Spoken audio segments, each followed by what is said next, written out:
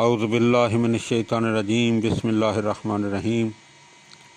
حضرت امام علی ابن الحسین علیہ السلام کے مجموعہ دعا صحیفہ کاملہ کی دعا نمبر 31 کا دوسرا حصہ۔ اے میرے پروردگار، میں نے اپنی پردہ پوشی میں ان پر بھروسہ نہیں کیا اور مغفرت کے بارے میں پروردگار تجھ پر اعتماد کیا ہے، اور تو ان تمام لوگوں سے جن پر اعتماد کیا جاتا ہے زیادہ سزاوار اعتماد ہے، اور ان سب سے زیادہ عطا کرنے والا ہے جن کی طرف رجوع ہوا جاتا ہے، اور ان سب سے زیادہ مہربان ہے جن سے رحمت کی التجا کی جاتی ہے۔ لہذا مجھ پر رحم فرما۔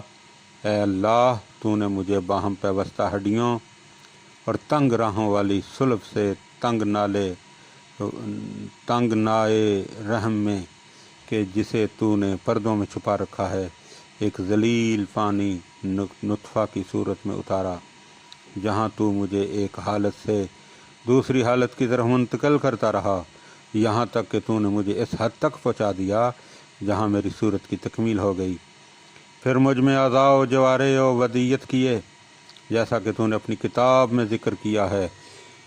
کہ میں پہلے نطفہ تھا، پھر منجمد خون ہوا، پھر گوشت کا لوتھڑا، پھر ہڈیوں کا ایک ڈھانچہ، پھر ان ہڈیوں پر گوشت کی تہہ چڑھا دی، پھر جیسا تو نے چاہا ایک دوسری طرح کی مخلوق بنا دیا۔ اور جب میں تیری روزی کا محتاج ہوا اور تیرے لطف و احسان کی دستگیری سے بے نیاز نہ رہ سکا، تو نے اس بچے ہوئے کھانے پانی میں سے جسے تو نے اس کنیز کے لیے جاری کیا تھا، جس کے شکم میں تو نے مجھے ٹھہرا دیا اور جس کے رحم میں مجھے ودیعت کیا تھا، میری روزی کا سر و سامان کر دیا۔ اے میرے پروردگار، ان حالات میں اگر تو خود میری تدبیر پر مجھے چھوڑ دیتا یا میری ہی قوت کے حوالے کر دیتا تو تدبیر مجھ سے کنارہ کش اور قوت مجھ سے دور رہتی، مگر تو نے اپنے فضل و احسان سے ایک شفیق و مہربان کی طرح میری پرورش کا اہتمام کیا، جس کا تیرے فضل بے پایاں کی بدولت اس وقت تک سلسلہ جاری ہے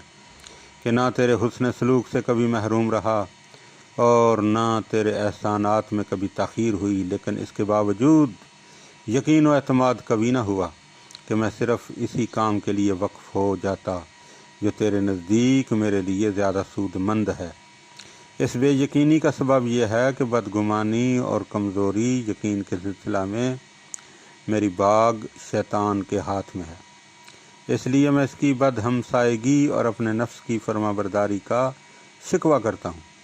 اور اس کے تسلط سے تیرے دامن میں حفظ و نگہداشت کا طالب ہوں، اور تو اس سے عاجزی کے ساتھ التجا کرتا ہوں، اس کے مکر و فریب کا رخ مجھ سے موڑ دے، اور تو اس سے سوال کرتا ہوں کہ میری روزی کی آسان سبیل پیدا کر دے۔ تیرے ہی لیے حمد و ستائش ہے کہ تو نے از خود بلند پایا نعمتیں عطا کی اور احسان و انعام پر دل میں شکر کا القاء کیا۔ تو محمد صلی اللہ علیہ وآلہ وسلم اور ان کی آل پر رحمت نازل فرما، اور میرے لیے روزی کو سہل و آسان کر دے۔ جو اندازہ میرے لیے مقرر کیا ہے اس پر قناعت کی توفیق دے، اور جو حصہ میرے لیے معین کیا ہے اس پر مجھے راضی کر دے، اور جو جسم کام میں آ چکا اور جو عمر گزر چکی ہے اسے اپنی اطاعت کی راہ میں محسوب فرما۔ بلا شبہ تو اسباب رزق مہیا کرنے والوں میں سب سے بہتر ہے۔ بار الہ، میں اس آگ سے پناہ مانگتا ہوں جس کے ذریعے تو نے اپنے نافرمانوں کی سخت گرفت کی ہے، اور جس سے تو نے ان لوگوں کو جنہوں نے تیری رضا و خوشنودی سے رخ موڑ لیا ڈرایا، دھمکایا۔ اور اس آتش جہنم سے پناہ مانگتا ہوں جس میں روشنی کی بجائے اندھیرا، جس کا خفیف لپکا بھی انتہائی تکلیف دے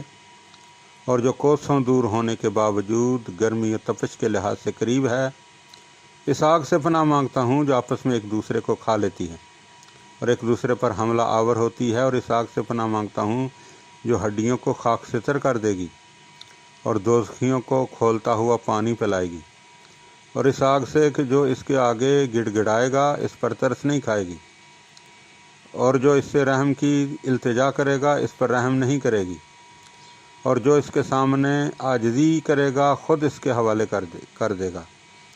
اس پر کسی طرح تخفیف کا اسے اختیار نہیں ہوگا۔ وہ دردناک عذاب اور شدید عقاب کی شعلہ سامانیوں کے ساتھ اپنے رہنے والوں کا سامنا کرے گی۔ بار الہا، میں تجھ سے پناہ مانگتا ہوں جہنم کے بچھوؤں سے جن کے منہ کھلے ہوئے ہوں گے، اور ان سانپوں سے جو دانتوں کو پیس پیس کر پھنکار رہے ہوں گے،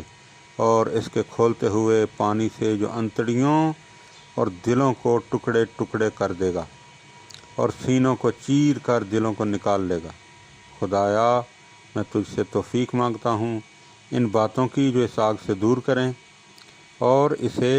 پیچھے ہٹا دیں۔ خداوندہ، محمد صلی اللہ علیہ وآلہ وسلم اور ان کی آل پر رحمت نازل فرما، اور مجھے اپنی رحمت فراواں کے ذریعے اس آگ سے پناہ دے،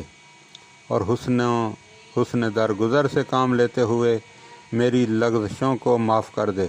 اور مجھے محروم و ناکام نہ کر۔ اے پناہ دینے والوں میں سب سے بہتر پناہ دینے والے خدایا، تو سختی و معصیت سے بچاتا ہے اور اچھی نعمتیں عطا کرتا ہے، اور جو چاہے وہ کرتا ہے، اور تو ہر چیز پر قدرت رکھتا ہے۔ اے اللہ، جب بھی نیکوکاروں کا ذکر آئے تو محمد صلی اللہ علیہ وآلہ وسلم اور ان کی آل پر رحمت نازل فرما، اور جب تک شب و روز کے آنے جانے کا سلسلہ قائم ہے تو محمد اور ان کی آل پر رحمت نازل فرما۔ ایسی رحمت جس کا ذخیرہ ختم نہ ہو اور جس کی گنتی شمار نہ ہو سکے، ایسی رحمت جو فضائے عالم کو پر کر دے اور زمین و آسمان کو بھر دے۔ خدا ان پر رحمت نازل کرے اس حد تک کہ وہ خوشنود ہو جائے، اور خوشنودی کے بعد بھی ان پر اور ان کی آل پر رحمت نازل کرتا رہے۔ ایسی رحمت جس کی نہ کوئی حد ہو اور نہ کوئی انتہا۔ اے تمام رحم کرنے والوں میں سب سے زیادہ رحم کرنے والے میرے اللہ، اللہم صلی علی محمد و آل محمد۔